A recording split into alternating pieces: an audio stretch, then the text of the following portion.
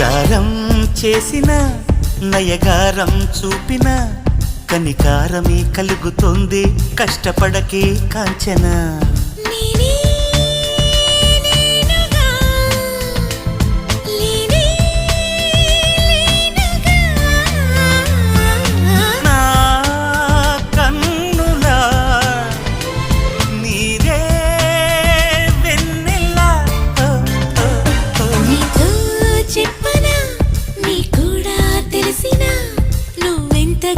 రెచ్చిపోతే అంత సరదా